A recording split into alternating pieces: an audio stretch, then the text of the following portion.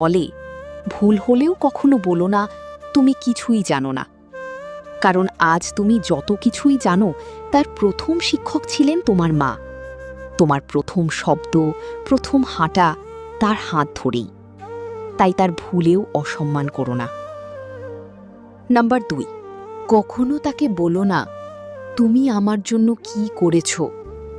কারণ তোমার জন্মের মুহূর্ত থেকেই তিনি তার ঘুম, শান্তি, স্বপ্ন সবকিছু তোমার জন্যই ত্যাগ করেছেন। তুমি যত বড়ই হও না কেন, তার ঋণ কখনোই শোধ হবে না।